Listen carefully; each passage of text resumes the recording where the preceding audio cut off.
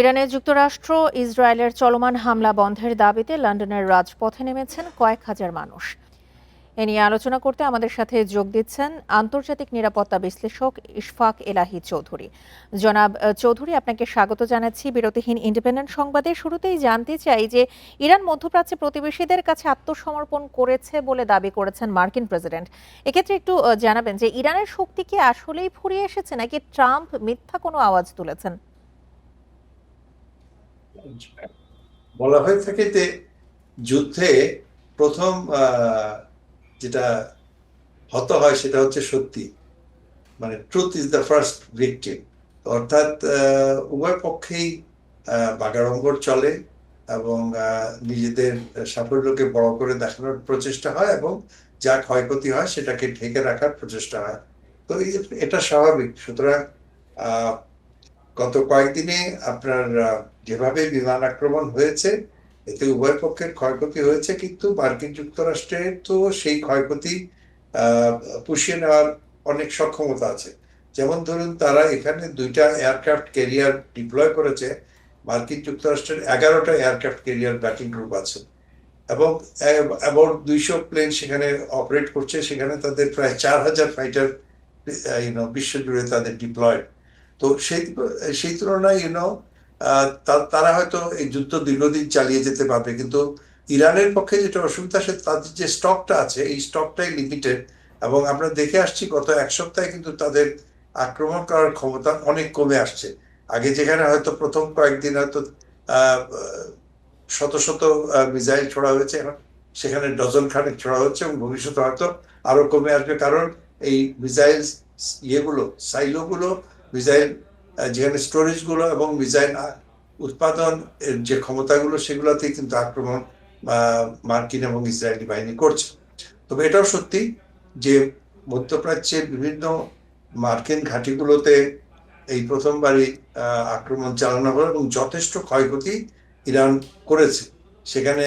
এবং বিশেষ করে তার বিমান প্রতিরক্ষা ক্ষমতা, যেটা তারা মনে করেছিল, মার্কিন যুক্তরাষ্ট্র মনে করেছিল এটা দুর্ভেদ্য বা একদম ইনডেস্ট্রাক্টেবল, সেগুলো কিন্তু তারা ইরানিরা আক্রমণ করে প্রমাণ করেছে যে যে কোনো প্রতিরক্ষা ব্যবস্থা ভেঙে ফেলা সক্ষম, যদি সেই ধরনের ক্যাপাবিলিটিস থাকে।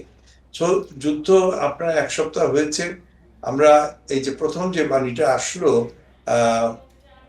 ইরানের প্রেসিডেন্টের তরফ থেকে, আমার মনে হয় এটা একটা সিগন্যাল যে আমরা আলোচনা টেবিলে বসতে পারি।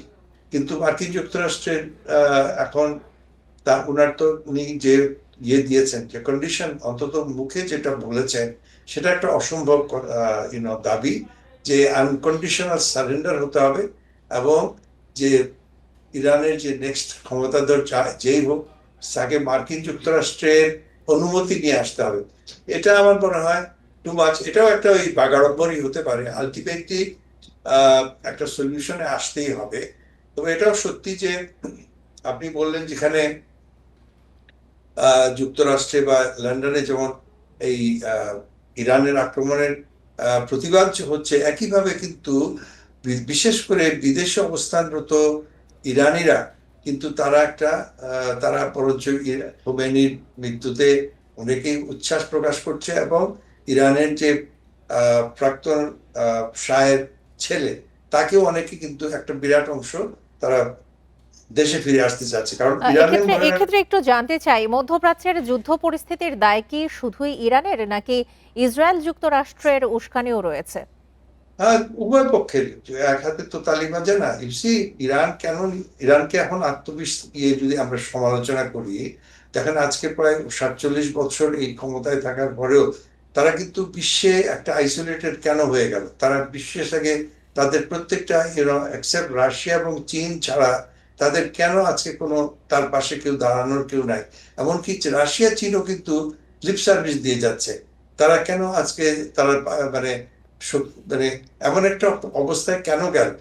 কারণ মেইন জিনিসটা ছিল যেটা ইরান শুধুমাত্র তার অভ্যন্তরে একটা আমি বলবো যে অনেকটা একনায়কতন্ত্র ছিল, ইলেকটেড ডিক্টেটরশিপ, সেটাই নয়, তারা তাদের আইডিওলজিটা বহির্বিশ্বে প্রচার করার জন্য ব্যস্ত ছিল, জনাব চৌধুরী, যেটা একটু আসলে ছোট করে আপনার কাছে জানতে চাই, মধ্যপ্রাচ্যে বিরাট সংখ্যক বাংলাদেশি তো রয়েছে, তাদের জীবনের নিরাপত্তা কতটা হুমকিতে রয়েছে? আর ইতোমধ্যে তেলের সংকটের শঙ্কা তৈরি হয়েছে বিশ্বব্যাপী, পণ্য আসা যাওয়া কতটা অনিশ্চিত হয়ে না, পড়েছে? এটি আমাদের আমাদের জন্য এই বিশেষ করে তেলের আহ, আমদানিটা সব থেকে ইম্পর্টেন্ট, কারণ এই যে হরমুজ প্রণালী যদি এখনো চালু হয়নি পুরোপুরি, আমার মনে হয় কয়েকদিনের মধ্যে চালু হবে। এটা নিয়ে যে আমাদের ঢাকায় বাংলাদেশের যে প্যানিক হয়েছে, যে আতঙ্ক সৃষ্টি হয়েছে, যদিও আমি মনে করি না আতঙ্ক হওয়া উচিত ছিল। তো এটা এটা এটা একটা বাংলাদেশকে অর্থনৈতিকভাবে বিরাট এফেক্ট করবে।